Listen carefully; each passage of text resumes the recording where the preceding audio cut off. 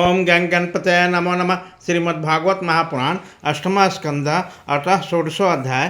कश्यप जी के द्वारा अदिति को पयोव्रत का उपदेश। श्री शुक्रवाच एवं पुत्रेषु नष्टेषु देव माता दिति स्तदा हृते त्रिविष्टपे दैत्य प्रियतप्त ददनातवता। श्री सुखदेव जी कहते हैं, परीक्षित, जब देवता इस प्रकार भागकर छिप गए तो दैत्यों ने स्वर्ग पर अधिकार कर लिया। तब देव माता अदिति को बड़ा दुख हुआ, वो अनाथ सी हो गई। एक बार बहुत दिनों के बाद जब परम प्रभावशाली कश्यप मुनि की समाधि टूटी, तब वो अदिति के आश्रम पर गए। उन्होंने देखा न तो वहाँ सुख शांति है और न किसी प्रकार के उत्साह सजावट है।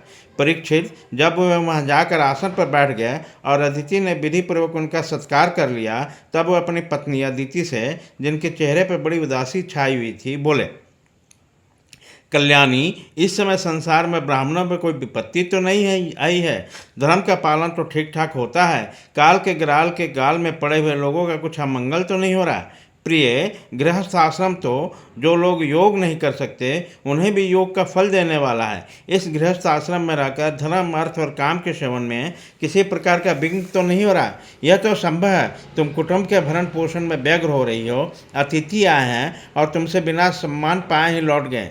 तुम खड़ी होकर भी उनका सत्कार करने में असमर्थ हो। इसी से तो तुम उदास नहीं हो रही। जिन घरों में आए हुए अतिथि को जल्द से भी सत्कार नहीं किया जाता और वे ऐसे ही लौट जाते हैं, वे घर अवश्य ही गिद्धड़ों के घर के समान है। प्रिय, संभव है मेरे बाहर जाने पर कभी तुम्हारा चित्त उद्विग्न हो रहा हो, समय पर तुमने भविष्य से अग्नियों में हवन न किया हो। सर्वदेव भगवान के मुख हैं, ब्राह्मण और अग्नि। गृहस्थ पुरुष इन दोनों की पूजा करते हैं तो उन लोगों की प्राप्ति होती है जो समस्त कामनाओं का पूर्ण करने वाले हैं। प्रिय, तुम तो सदा सर्वदा प्रसन्न रहती हो, परंतु तुम्हारे बहुत से लक्षणों से देख रहा हूँ कि इस समय तुम्हारा चित्त अस्वस्थ है। तुम्हारे सब लड़के तो कुशल मंगल से है ना? अदिति ने कहा, भगवान, ब्राह्मण, गौ, धर्म और आपके दास ये सब सकुशल हैं।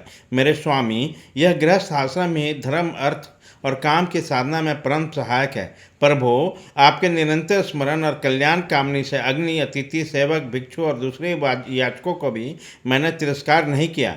भगवान, जब आप जैसा प्रजापति मुझे अपने धर्म पालन का उपदेश करते हैं, तब भला मेरे मन की कौन सी ऐसी कामना है जो पूरी न हो जाए। आर्य पुत्र, समस्त प्रजा, वह चाहे सत्यगुणी, रजोगुणी या तमोगुणी है, आपकी ही संतान है। कुछ आपके संकल्प से उत्पन्न हुए हैं, कुछ शरीर से। भगवान, इसमें संदेह नहीं, आप सब संतानों के प्रति, चाहे असुर हो देवता, एक सा भाव रखते हैं सब में। तथापि स्वयं परमेश्वर भी अपने भक्तों की अभिलाषा पूर्ण किया करते हैं।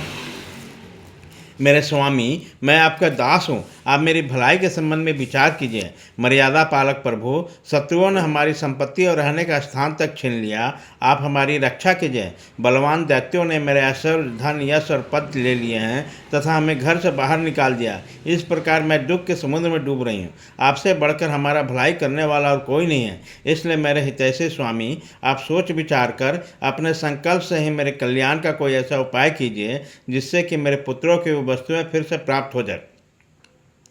श्री सुखदेव जी कहते हैं, इस प्रकार अदिति ने जब कश्यप जी से प्रार्थना की तब वो कुछ विस्मित से होकर बोले, बड़े आश्चर्य की बात है कि भगवान की माया भी कैसी प्रबल है। यह सारा जगत स्नेह के रज्जु से बंधा हुआ। कहाँ यह पंचभूतों से बना हुआ आत्मा शरीर और कहाँ प्रकृति से परे आत्मा। न किसी को कोई पति, न पुत्र और न तो संबंधी है। मोह ही मनुष्य को नचा रहा। प्रिय, तुम संपूर्ण प्राणियों के हृदय में विराजमान, अपने भक्तों के दुख मिटाने वाले जगत गुरु भगवान वासुदेव की आराधना करो।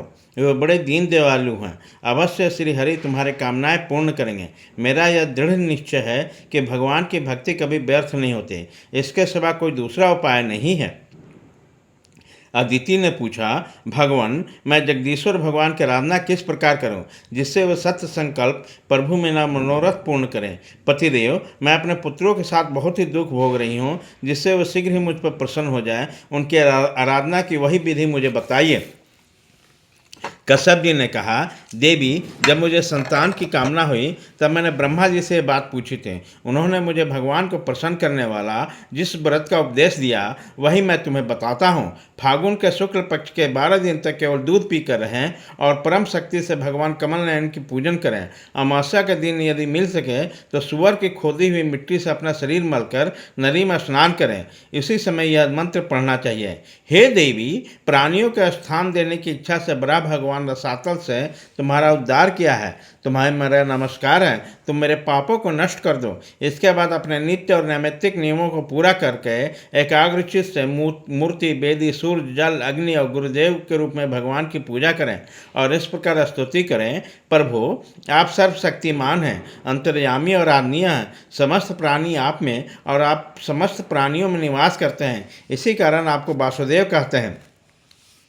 आप समस्त चराचर जगत और कारण के भी साक्षी हैं। भगवान, मेरा आपको नमस्कार है। आप अव्यक्त और सूक्ष्म हैं, प्रकृति और पुरुष के रूप में आप ही स्थित हैं। आप 24 गुणों के जानने वाले और गुणों की संख्या करने वाले सांख्य शास्त्र के प्रवर्तक हैं।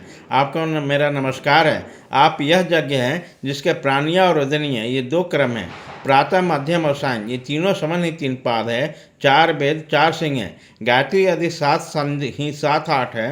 यह धर्म में विषप रूपी यज्ञ वेदों के द्वारा प्रतिपादित है और इसकी आत्मा है स्वयं आप। आपको मेरा नमस्कार है। आप ही लोक कल्याणकारी शिव और आप ही प्रलयकाली रुद्र हैं। समस्त शक्तियों को धारण करने वाले भी आप ही हैं। आपको बार बार नमस्कार है। आप समस्त विद्याओं के अधिपति एवं भूतों के स्वामी हैं। आपको मेरा नमस्कार है। आप ही सबके प्राण, आप ही जगत के स्वरूप भी है। आप योग के कारण हैं तो हैं ही, वो स्वयं योग और उससे मिलने वाला ऐश्वर्य भी आप ही हैं। हे हिरण्यगर्भ, आपके लिए मेरा नमस्कार है। आप ही आदिदेव हैं, सबके साक्षी हैं। आप ही नर नारायण ऋषि के रूप में प्रकट स्वयं भगवान हैं। आपको मेरा नमस्कार। आपका शरीर मरकट मणि के समान सांवला है। समस्त संपत्ति और सौंदर्य की देवी लक्ष्मी आपकी सेविका है। पीताम्बरधारी केशव, आपको मेरा बार बार नमस्कार है। आप सब प्रकार के वर देने वाले हैं, वर देने वालों में श्रेष्ठ हैं तथा जीवों के एकमात्र वर्णीय हैं। यही कारण है कि धीर विवेकी पुरुष अपने कल्याण के लिए आपके चरणों के रज की उपासना करते हैं। जिनके चरण कमलों की सुगंध प्राप्त करने की लालसा से समस्त देवता और स्वयं लक्ष्मी जी भी सेवा में लगी रहती है, वह भगवान मुझ पर प्रसन्न हो। प्रिय भगवान ऋषिकेश का आह्वान पहले ही कर ले, फिर इन मंत्रों के द्वारा पाद्य, आचमन आदि के साथ श्रद्धा पूर्वक मन लगाकर पूजा करें। गंधमाला आदि से पूजा करके भगवान को दूध से स्नान करावें। उसके बाद बस, योगपीत, आभूषण, पाद, आचमन, गंध, धूप आदि द्वारा द्वादशाक्षर मंत्रों से भगवान की पूजा करें। यदि सामर्थ्य हो तो दूध में पकाए हुए घी तथा गुड़ में मिले हुए सालिके चावल के नैवेद्य लगावें और उसी के द्वादशाक्षर से मंत्र से हवन करें। उस नैवेद्य को भगवान के भक्तों में बांट दें और स्वयं पालें। आचमन और पूजा के बाद तांबूल निवेदन करें। 108 बार द्वादशाक्षर मंत्र का जप करें और स्तुतियों के द्वारा भगवान का स्तवन करें। प्रदक्षिणा करके बड़े प्रेम आनंद से भूमि पर लोट लोट कर दंडवत प्रणाम करें। निर्माल्य को सिर से लगाकर देवता को विसर्जन करें। कम से कम 2 ब्राह्मणों को यथोचित रीति से खीर का भोजन कराएं। दक्षिणा आदि से उनका सत्कार करें। इसके बाद उन्हें आज्ञा लेकर अपने इष्ट मित्रों के साथ बचे हुए अन्न को स्वयं ग्रहण करें। उसी दिन ब्रह्मचर्य में रहें और दूसरे दिन प्रातःकाल ही स्नान करके पूर्वक विवेक से एकाग्र होकर भगवान की पूजा करें। जब तक इस प्रकार व्रत समाप्त न हो जाए तब तक दूध में स्नान कराकर प्रतिदिन भगवान की पूजा करें। भगवान की पूजा में आदर बुद्धि रखते हुए केवल पयोवृत्ति रखकर यह व्रत करना चाहिए। पूर्वत प्रतिदिन हवन और ब्राह्मण भोजन भी कराना चाहिए। इस प्रकार पयोवृत्ति रहकर 12 दिन तक प्रतिदिन भगवान के आराधना, होम और पूजा करें और ब्राह्मण भोजन कराते रहें। फागुन शुक्ल प्रतिपदा से लेकर त्रयोदशी पर्यंत ब्रह्मचर्य से रहें। पृथ्वी पर शयन करें और तीनों समय स्नान करें। झूठ न बोलें, पापियों से बात न करें, पाप की बात न करें, छोटे बड़े सब प्रकार के भोगों का त्याग कर दें। किसी भी प्राणी को किसी प्रकार से कष्ट न पहुँचा, भगवान की आराधना में ही लगे रहें। त्रयोदशी के दिन विधि जानने वाले ब्राह्मणों के द्वारा शास्त्रोक्त विधि से भगवान विष्णु को पंचामृत स्नान कराएं। उसी दिन धन का संकोच छोड़कर भगवान की बहुत बड़ी पूजा करनी चाहिए। दूध में खीर पकाकर विष्णु भगवान को अर्पित करना चाहिए। अत्यंत एकाग्रचित से उसे पकाए हुए चरु के द्वारा भगवान को यजन करते हुए उनको प्रसन्न करने वाला गुण युक्त तथा स्वादिष्ट नैवेद्य अर्पण करना चाहिए। इसके बाद ज्ञान संपन्न आचार्य और ऋतुजों को वस्त्र आभूषण और गौ आदि को संतुष्ट करना चाहिए। प्रिय, इसे भी भगवान की आराधना समझे।